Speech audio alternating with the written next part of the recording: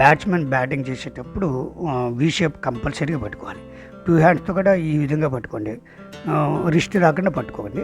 Wrist లేకుండా మీరు ఎలా పట్టుకుంటే ఎల్బోతో డ్రైవ్ చక్కగా వస్తుంది. బ్యాట్ హ్యాండిల్ టై మీద ఉండాలి.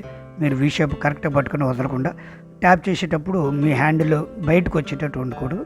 టై మీద సపోర్ట్ తీసుకొని వచ్చండి, మీకు బ్యాలెన్స్ ఉంటుంది. ఎల్బోతో ట్యాప్ చేయండి. అలాగే పుల్ చేసుకునేటప్పుడు రైట్ హ్యాండ్తో పుల్ చేసుకోండి. పుల్ చేసుకునేటప్పుడు బాడీని కదల్చకుండా ఈ విధంగా చేయండి ట్యాపింగ్. తర్వాత స్టెప్ వన్కి వెళ్ళేటప్పుడు ఈ విధంగా వెళ్ళకండి, ముందుకు తీసుకెళ్ళి బ్యాట్ లాక్కోవద్దు. మీరు బాడీకి టచ్ అవుతూ బ్యాట్ పైకి ఎల్బోతో తీసుకెళ్ళాలి. అప్పుడు మీకు ఈవెన్గా ఉంటుంది బ్యాటింగ్ చేసేటప్పుడు.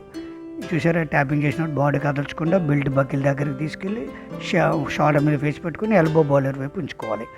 మీరు సమానంగా ఉంటుంది అనమాట, బాడీ అంతా సమానంగా ఉంటుంది. బాడీ బెంచెస్ ఈ విధంగా టర్న్ అవ్వకండి. టర్న్ అవుతూ అనీవెన్గా బ్యాటింగ్ వస్తుంది. మీరు చూసారా, ఎల్ షేప్ ఇలా పట్టుకున్నాడు, వి షేప్ని. తర్వాత హ్యాండిల్ డౌన్ చేసి టై మీద బ్యాలెన్స్గా టైకి సపోర్ట్గా హ్యాండిల్ పెట్టుకొని ఎల్బోని స్ట్రైట్గా బ్యాట్స్మెన్ వైపు పెట్టి వి షేప్తో పట్టుకొని షోల్డర్ మీద ఫేస్ పెట్టాడు. టై మీద హ్యాండిల్ పెట్టుకొని ఎల్బో పెట్టుకొని బాడీ కదలకుండా ట్యాపింగ్ చేస్తున్నాడు. ఈ విధంగా మీరు చేయాలి. బాడీ కదల్చుకోవద్దు, బాడీ కదిలితే అన్ఈవెన్గా బ్యాటింగ్ వస్తుంది. తర్వాత హ్యాండిల్ చూసారా, బాడీని టచ్ అవుతూ వెళ్ళాలి. అలాగే స్టెప్ వన్కి వెళ్ళినప్పుడు బాడీ పైకి లేపద్దు, ఓన్లీ బ్యాట్ ఒకటే పైకి లేస్తుంది, హార్జెంటల్గా ఉంటుంది. ఈ విధంగా మీరు చక్కగా బ్యాటింగ్ నేర్చుకోండి.